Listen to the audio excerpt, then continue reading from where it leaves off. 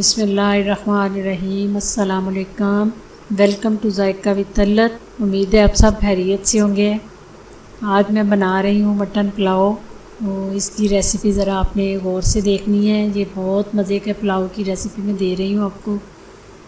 ये एक large size का मैंने प्याज लिया है और लहसुन लिया है। ये लौंग है, 8-10 लौंग है जो मैं यखनी में डालूँगी। सौंफ है 1 टेबल स्पून, नमक है 1½ टेबल स्पून और 1 टेबल स्पून खुशक धनिया है।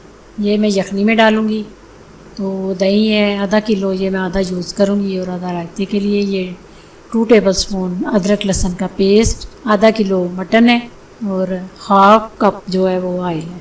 और ये यखनी में पानी डालूँगी। ये आपके सामने मैं डालती हूँ कि कितना डालना है। बिस्मिल्लाहिर्रहमानिर्रहीम।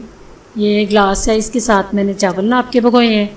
ये मैंने 2 गिलास चावल भिगोए हैं। तो इसके मुताबिक मैं 5 गिलास जो है यखनी में पानी डाल रही हूँ।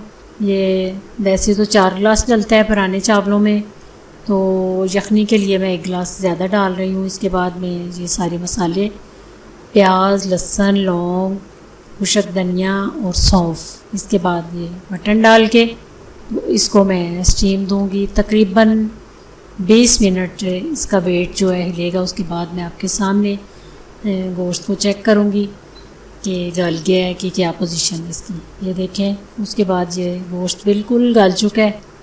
ये गोश्त पे भी डिपेंड करता है कि वो कितना टाइम लेता है। आप वैसे अंदर चेक भी कर सकते हैं। अब ये मसाला बनाऊँगी मैं।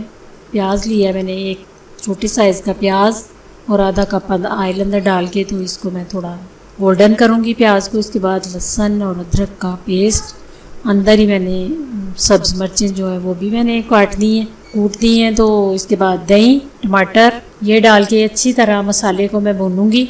मसाला जो है अच्छी तरह भून के उसके बाद मैं अंदर गोश्त शामिल करूँगी। फिर गोश्त को 10 से 15 मिनट अच्छी तरह इसकी स्मेल वगैरह जो है ये ख़त्म हो जाए। उसके बाद मैं यखनी डालूँगी अंदर। ये आपने गोश्त को अच्छी तरह पहले भूनना है मसाले के अंदर। तो नमक आपने जो है जब पानी डालना है तो चेक कर लेना है कि अगर आपको कम लगे तो आपने थोड़ा और अपने मुताबिक चावलों के मुताबिक डाल लेना। ये मैंने यखनी डाल दी है। यखनी मैंने 5 गिलास बनाई थी तो तकरीबन 4 गिलास रह गई है। अब ये मैं उबाल आने तक इसका वेट करूँगी ढक्कन दे के इसके।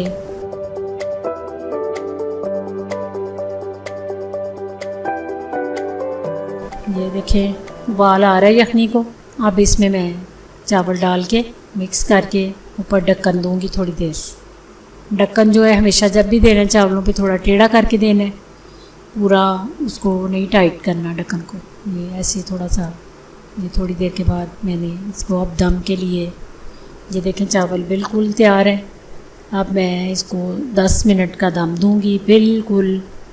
ऊपर गरम मसाला पिसा हुआ डाल के, ये मैंने आपको अंदर नहीं बताया रेसिपी में, मसाला डाल के तो अब मैं दम पे रख रही हूँ।